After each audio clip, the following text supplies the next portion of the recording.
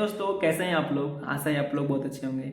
तो आज जो है हम लोग सबसे मुख्य विषय जो है जो बहुत ही जरूरी है उसको लेकर आए हैं। और इसमें मुख्य विषय क्या है तो आप भी जान लीजिए कि आज हम लोग जो है बात करेंगे पराली को लेकर। यानी जो पराली क्या होता है, सामान्य भाषा में आप जानते हैं कि जो धान की कटाई होती है, जो ऊपर का जो फसल काट लें, जो नीचे का हिस्सा जो अवशेष बच जाता है उसे ही क्या कहा जाता है, पराली कहा जाता है। ठीक है। इस पराली को जो है किसान भी क्या है तो जलाने के लिए मजबूर है। ठीक है ना, क्योंकि उनके पास भी ऑप्शन नहीं है। क्योंकि जल्दी क्या होता है कि अगर आप धान की अगर खेती करते हैं, धान काट लेते हैं, तो आपको जल्दी ही क्या करना होता है, तो गेहूं की बुआई भी करनी होती है। और इतने कम समय में, ठीक है, उनके पास कोई और रास्ता नहीं सूझता है, इसलिए क्या करते हैं तो वो लोग आग का सहारा लेते हैं और जला देते हैं। ठीक है। अगर सरकार है, जो हमारी भारत सरकार है, हमारे जो राजनेता हैं, ठीक है, और जो हमारे जो नीतिगत जो बनाने वाले जो लोग हैं, अगर कुछ ऐसा अगर इस पर पॉलिसी लेकर आ जाए कि उसका यूज हो कुछ, ठीक है, या उससे क्या करें, उसको खरीद करके उस जो पराली होता है उसको खरीदें, ठीक है, और उसका कहीं ना कहीं उपयोग करें, तो फिर क्या होगा तो इससे बचा जा सकता है। ठीक है ना। तो अगर ऐसा होगा, लोगों को प्रोत्साहन दिया जाएगा, समझाया जाएगा, बताया जाएगा, तो इस पराली से बच सकते हैं। अगर आप कितना भी किसी को जो है जुर्माना लगा दें, लेकिन ये बचाव का रास्ता नहीं है। बचाव का रास्ता क्या है, उसका उपाय। क्योंकि आपको भी पता है कि ये सब क्या है, तो जो पश्चिम जो आधुनिकीकरण है उसी का जो देन है। क्योंकि कंपेन हमारे देश की तो है नहीं, जो कंपेन मशीन आई काट दी।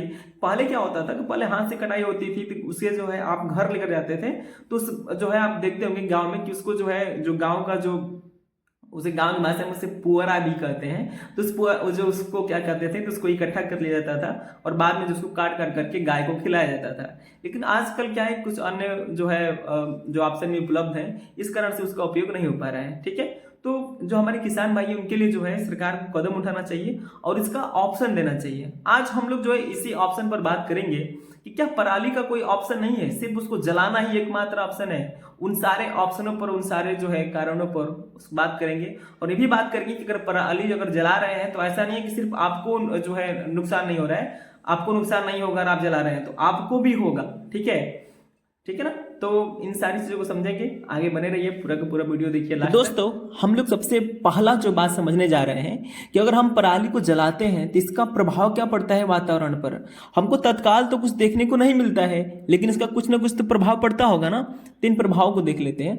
अगर आप पराली जलाते हैं, पराली जलता है, तो इससे कार्बन मोनोऑक्साइड निकलता है। अब मोनोऑक्साइड आप समझ रहे हैं क्या होता है। तो जो कार्बन जो मोनोऑक्साइड एक प्रकार का गैस है, अगर आपके बॉडी में जाता है तो आपके जो है ब्लड से क्या होता है, हीमोग्लोबिन से क्रिया करके आपकी जो है, सिंपल भाषा में अगर आपको समझाना चाहूँ तो मतलब एक चीज समझिए कि आपका जो ब्लड का जो सर्कुलेशन है वो कम हो जाता है। ठीक है। और धीरे धीरे जो है जो आपकी जो बुढ़ापा का जो स्तर होता है ना, वो चीज बढ़ती है। तो कार्बन मोनोऑक्साइड जो है आप बहुत जानलेवा चीज है। अगर लॉन्ग टर्म तक इसका अगर आप इसके संपर्क में रहते हैं तो आपकी जान भी जा सकती है। ठीक है। कम उम्र में ही जा सकती है, क्योंकि इसका तात्कालिक प्रभाव होता नहीं है, तो आप समझ में आती नहीं है।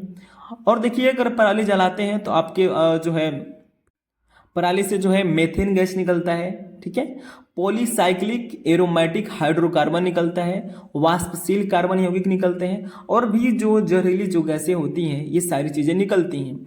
इसका प्रभाव क्या पड़ेगा आपको, जो है आपके बॉडी पर बहुत सारे जो है ऐसी बीमारियां होंगी। उन बीमारी को भी अभी हम लोग देखेंगे। इन प्रदूषकों के आसपास के क्षेत्र में प्रसार से क्या होता है कि स्मॉग होता है, यानी आप उसे जो है कोहरा भी कह सकते हैं, धूम्र कोहरा भी कह सकते हैं। उसकी एक मोटी परत जम जाती है, वायु की गुणवत्ता और स्वास्थ्य को प्रभावित करती है। यह दिल्ली में वायु प्रदूषण के प्राथमिक कारणों में से एक है। यानी दिल्ली में अगर जो वायु प्रदूषण हो रहा है, उसमें अगर पहला कारण माना जाए तो किसे माना जाता है, तो जो है पराली को ही माना जाता है। ठीक है ना। और जो दूसरा सबसे महत्वपूर्ण जो प्रभाव है पराली का, जैसे कि जिस खेत में आप पराली को जला रहे हैं, उस खेत में जो उत्पन्न जो मृदा है ना, जो मृदा है, उस मृदा में क्या होते हैं कि कुछ जरूरी तत्व होता है, जो आग की वजह से, आपकी फसल जलाने की वजह से मिट्टी में जो लाभकारी जो जीव होते हैं वो मर जाते हैं। ठीक है। जो आपके फसल को क्या कर सकते थे, तो बहुत ज्यादा उपजाऊ बना सकते थे। बार बार अवशेषों के दहन से सूक्ष्म जीव आबादी पूर्ण रूपेण, यानी जो है पूरी रूप से क्या होती है, नष्ट हो जाती है। और मृदा में, यानी मिट्टी में नाइट्रोजन एवं कार्बन के स्तर में कमी आ जाती है। ठीक है। और अब हम लोग देखेंगे कि जो है मनुष्य पर क्या प्रभाव पड़ता है। ठीक है। आपने मृदा पर देख लिया, ठीक है ना। अब हम लोग देख लेते हैं मानव स्वास्थ्य पर। अगर आप जो है पराली जलाते हैं तो इससे क्या होता है कि आपको जो है त्वचा से जो जुड़ी जो बीमारियां होती हैं वो सारी होती हैं, ठीक है। और जो आपके जो बॉडी में जो तंत्रिका तंत्र है उससे भी वो भी प्रभावित होता है, आपका हृदय प्रभावित होता है, श्वसन संबंधी बहुत सारी बीमारियां भी होती हैं। एक अनुसंधान से पता चला है कि प्रदूषण से संपर्क का मृत्यु दर पर भी क्या होता है तो प्रतिकूल प्रभाव पड़ता है, ठीक है ना, यानी बहुत बुरा असर पड़ता है। उच्च प्रदूषण स्तर के कारण दिल्ली के निवासियों की जीवन प्रत्याशा में लगभग 6.5 वर्ष की कमी आई है। यानी अगर 100 लोगों का अगर एवरेज निकाला जाए तो अगर 100 लोग जो है जी रहे हैं मान लीजिए 50 साल, तो वो क्या हो जाएंगे, तो वो जो है 6.5 साल जो है कम जिएंगे। यानी 50 साल जी रहे थे तो 6 साल आप 6.5 साल निकाल देंगे तो लगभग वही 43 साल 44 साल ही व्यक्ति जी पाएगा। यानी 6 साल जो है उसकी उम्र में कमी हो जा रही है। यानी आपको मरना है 60 साल में तो आप 6 साल पहले ही मर जाओगे। अगर आप ऐसी स्थिति में रहते हो तो आपको सावधान रहना है, ठीक है। अब आइए हम लोग जो है सबसे जो महत्वपूर्ण जो आज का वीडियो है उसकी जो है बात करते हैं, जिसमें हम लोग देखेंगे कि आखिर जो है इसका जो है मतलब विकल्प क्या है, ठीक है। दैनिक जागरण के एक लेख में लिखा हुआ है कि कुछ जो जैसे कुछ वैज्ञानिकों के द्वारा, यानी जो वैज्ञानिक जो आविष्कार हुए हैं उसमें कहा गया है कि जो पराली होती है उस पराली को क्या किया जाए, तो धान की पराली को काट करके एक जगह आप उसको क्या करें, इकट्ठा कर लें। और इकट्ठा करने के बाद आप जो है इकट्ठा करने के जो है क्या होता है कि मतलब उस सबको इकट्ठा कर लें और उसमें जो एक सूक्ष्म जो जीवाणु होते हैं, ठीक है, उसको जीवाणु को डाल दें। जो क्या करेगा आपको तो 1 महीने के अंदर ही उस सारे जो पराली है उसको क्या करेगा, सड़ा देगा। और सड़ा करके करेगा क्या कि आपके जो है जो खेत की मिट्टी है उस मिट्टी में अगर आप उसको डाल देते हैं तो मिट्टी भी उर्वर हो जाएगी और आपकी फसल दोगुनी होगी, ठीक है। और आगे देखते हैं इसी श्रेणी में एक और भी जो उपाय है, जैव एंजाइम पुसा कहते हैं इसे।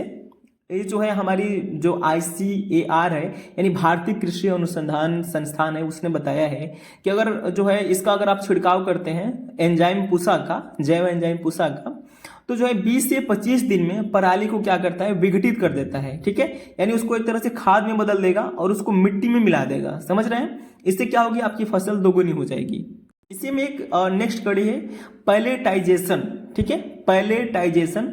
इसमें क्या होगा कि धान की पुआल को, यानी इसे पोरा भी कहते हैं, पुअरा भी गांव की भाषा में कहते हैं, धान की पुआल को सुखा करके क्या करते हैं, इसको पैलेट्स बना लेते हैं, गुटखा बना लेते हैं और इसको रूपांतरित कर सकते हैं। जिससे क्या करेंगे आप लोग, तो जो है भारत सरकार जो इसे क्या करती है तो कोयले में और जो थर्मल पावर प्लांट है वहां पर इसको जो है यूज कर सकती है। इसी की श्रेणी में एक और है जो है हैप्पी सीडर नाम का। पराली को जलाने के बजाय जो है हैप्पी सीडर नामक एक ट्रैक्टर माउंटेड मशीन का उपयोग किया जा सकता है, जो धान के डंठल को काट करके ऊपर जो है ऊपर उठाती है, खाली भूमि पर गेहूं के बीज रोपती है और फिर उसके ऊपर इन डंठलों को जो है पलटवार करके मतलब बिछा देती है। अब समझिए सिंपल भाषा में, जो हैप्पी सीडर है क्या करेगी, वो आएगा ना तो आपके गेहूं को उसके नीचे जो है खेत के नीचे बो देगा। और कैसे बोएगा, उस डंठल को उठा करके और डंठल को ऊपर से बिछा देगा। जो डंठल आप जो है पानी में चलाते हैं खेत में तो अंततः क्या होता है, वो सड़ जाता है। इसी में एक और मॉडल है, आप एक मॉडल इसको देखते हैं, छत्तीसगढ़ इनोवेटिव मॉडल। यह एक अभिनव प्रयोग है जो छत्तीसगढ़ सरकार द्वारा किया गया है, जिसके अंतर्गत जो है गौठान स्थापित किया जाना शामिल है। गौठान प्रत्येक गांव में स्थापित 5 एकड़ आकार के भूखंड होते हैं, जहां पराली दान के माध्यम से अनुपयोगी पराली एकत्र की जाती है और प्राकृतिक एंजाइम के साथ इनमें गाय का गोबर मिश्रित कर इन्हें जैविक खाद में बदला जाता है। अब इसको भी सिंपल भाषा में समझिए कि जो ये छत्तीसगढ़ में ऐसा किया गया है, एक प्रकार का मॉडल है। इसमें किया जाता है जैसे मान लीजिए कोई भी खेती होती है उसके पास जो क्या होता है, गाँव होता है, ठीक है। तो आप करेंगे क्या, तो उस गांव में जो है एक जो है भूमि आप क्या करिए उसको आरक्षित कर लीजिए, जो लगभग 1 बीघा या 1 एकड़ मान सकते हैं, 1 एकड़ में हो जाएगा, 1 एकड़ या 2 एकड़, यहाँ पर 5 एकड़ दिया हुआ है।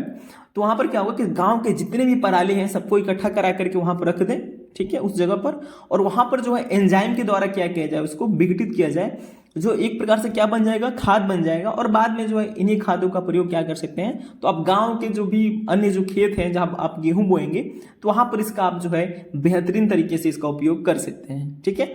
अन्य जो है वैकल्पिक उपयोग में अगर हम लोग देखें इसका, तो पराली के जो अन्य सारे उपयोग हैं, जैसे कि आप पशु चारा बना सकते हैं तत्काल में, कंपोस्ट खाद बना सकते हैं, ग्रामीण क्षेत्र में जो है छप्पर का निर्माण कर सकते हैं, यहाँ पर गांव है वहाँ पर उसको क्या कर सकते हैं, पोरा का जो है छप्पर निर्माण कर सकते हैं, यानी अपना झोपड़ी बना सकते हैं। पैकिंग सामग्री के लिए प्रयोग किया जाता है, धान की जो डंठल होता है उसको प्रयोग किया जाता है। जैसे पैकेजिंग अगर आता है ना, मान लीजिए सेब को लेकर आना है बहुत दूर से, तो उसको साइड में रख देंगे तो क्या करेगा कि स्पंज का काम करेगा और आपका सेव खराब नहीं होगा कागज तैयार करने के लिए। ठीक है, और भी ऐसे बहुत सारे कारण है। तो इसमें जो है ये जनता भी अपने अनुसार करे, और जो आपके जो क्षेत्र में जो सांसद है विधायक है उनसे आप मांग करिए। ठीक है ना, क्योंकि हमारे ये सिर्फ जो है मतलब एक छोटा सा मुद्दा नहीं है, ऐसा नहीं कि भारत का नुकसान होगा, ये आपका नुकसान होगा और ये आपका भारत है। तो आपको जो है अपनी शक्ति और अपने भारत को जो है बचाना आपकी जिम्मेदारी है। ठीक है, तो हम लोग मिलते हैं नेक्स्ट वीडियो में किसी ऐसे जो है बेहतरीन मुद्दे के साथ, और अपने भारत को बचाने की एक और कोशिश करेंगे। तब तक के लिए जय हिंद, जय भारत।